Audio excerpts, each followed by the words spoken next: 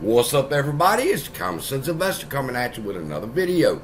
And in this video, we're going to talk about the comment that was left on one of my videos here on YouTube. It says, Scott replied, saw it. So it seems a lot of the votes failed. Are you doing a video on the final results from the meeting and what it means going forward? Thank you for your comments, Scott. I appreciate you and love you. I hope you remember to like the video too. People, there was a lot of shit that went on in this meeting. Before we get to talking about what the results were, though, let me share with you first this slide, okay, so we can get context to when we get ready to read the document in just a few minutes. You'll understand what they're talking about, all right? Staggering the board, all right? AMC's board of directors, there are 9 of them, all right? They are classified into 3 different classes. Class 1 directors, Class 2 directors, and Class 3 directors, all right? The reason they do this, people, this is an anti-takeover measure, okay? When you stagger the board like this, what that means is that this year at the annual meeting, we voted for Class 3 directors, all right? And in this particular case, it was Denise Clark, Carrie Pudum, and Mr. Sussman, all right? Now, Sussman was already there. So we had to fill them 2 vacancies. Now, we will not vote on Class 3 directors again for 3 years, all right? Next year, we get to vote on Class 1 directors, which is Adam Aaron, Howard Koch, Philip Lotter. All right, and in 2025, we will vote on Class 2 directors, Gary Locke, Kathleen Paulus, and Anthony, whatever his last name is.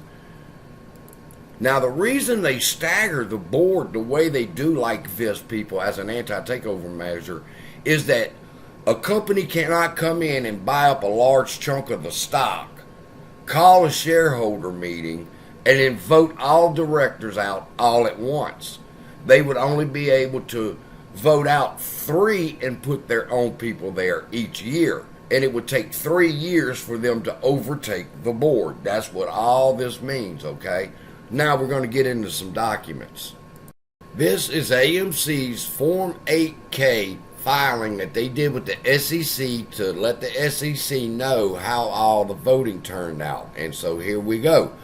On November 8th, 2023, AMC Entertainment Holdings held its 2023 annual meeting of stockholders. A total of 100,710,022 out of 198,356,898 eligible shares of the company's common stock were present in person or represented by proxy at the annual meeting. Stop. This was the first thing that threw me when I was reading this document, is that we have a float of 198,356,898 shares eligible to be voted on, but only 100,710,022 were actually counted. So what happened to the other 98 million votes? Because if you added up the fors, against, abstains, and broker non-votes, which if you didn't vote for, against, or abstain, then your vote should be right here. So this totals 100,710,000, same number as this, all right? What happened to the other 98 million? Why didn't they vote in this election? Well, I done a little digging and I found out that they got rules that say that they only have to send 85% of the shareholders proxy votes. That's a stupid rule. Why would you say that only 85% of shareholders has to be notified that are eligible to vote that there's an election coming up? I mean, it makes no sense that they passed that rule, but it's a rule, and that's why we're missing shares in the vote. All right, they just weren't sent proxy statements to 98 million shares. Let's take a look now at what the proposals were and how they were voted and what they mean, all right? Proposal number 1 was the amendment of the company's certificate of incorporation to declassify the board of directors, shorten all existing terms to expire at the annual meeting, make certain other immaterial changes to the certificate of incorporation. Stockholders failed to approve the amendment of the company's certificate of incorporation to declassify the board of the directors of the company, shorten all existing terms to expire at the annual meeting, and make certain other immaterial changes to the certificate of incorporation failed. All right, what does that mean? They wanted to declassify the board, and that measure failed. 34,083,900 for it, and the broker 9 votes overtook them. Now that was good, people. This is an anti-takeover measure. Let's go back to our slide, and remember it says here, to declassify the board, it failed. And so what does that mean? Look at our slide again. Now they want to declassify. Class 1, Class 2, Class 3, we're just going to take those out of there.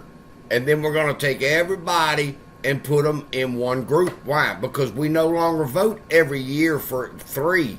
We will now vote every year for just 3 directors. We now every year will vote for all 9 directors. What does that mean? This failed. All right. The reason that we wanted it not to pass, people, was that this year, if somebody was trying to take over AMC, they could have only voted them 3 seats. They'd have to wait the next year to vote Adam Aaron, Howard Koch, and Leiter out and put their own people. And then when it's time for Class 2 to be voted, then we would vote on the next 3. But in this particular case, a company can come in, hold a special meeting, and vote them all out at once and put their own people in. This is also called staggering. All right. So now we got to talk about staggering, because we're going to look at that rule, because if you remember, Adam Aaron had to put in a change and say all 9 votes will vote against the proposals. Okay. Now that is very major. Here's why. Here's the rule from the New York Stock Exchange. They sent this memorandum to all companies, and it was the subject of the application of Rule 452 to certain types of corporate governance proxy proposals, okay?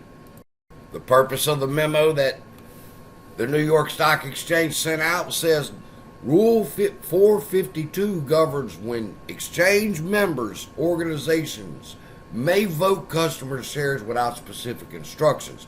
In the past, the exchange has ruled certain corporate governance proposals as brokers may vote matters for uninstructed customer shares when the proposal in question is supported by company management. In light of these and other recent congressional and public policy trends disfavoring broker voting on uninstructed shares, the exchange has determined that it will no longer continue its previous approach under Rule 452 of allowing member organizations to vote on such proposals without specific client instructions. Accordingly, proposals that the exchange previously ruled as brokers may vote, including, for example, proposals to de-stagger the board of directors. That was what Proposal 1 was. Broker 9 votes were not allowed to vote on Proposal number 1 per the New York Stock Exchange, people.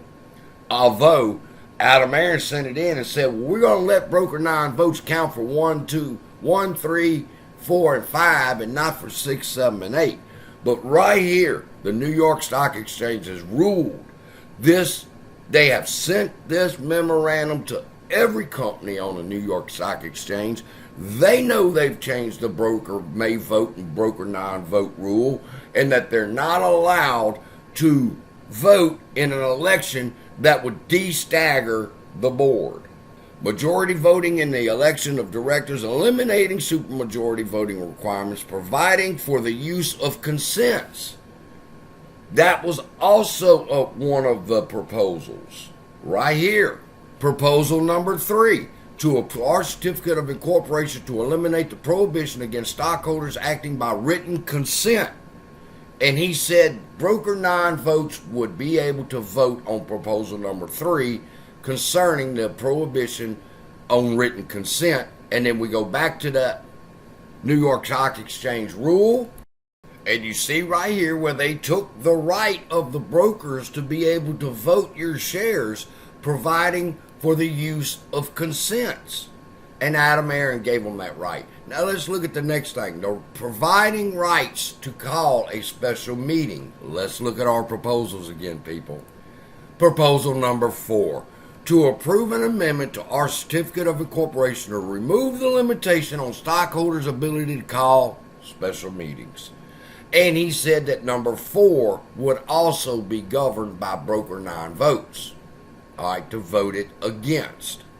So, all 4 proposals to begin with, or all 3 proposals to begin with, 1, 3, and 4, New York Stock Exchange has specifically said broker non-votes do not vote in these elections.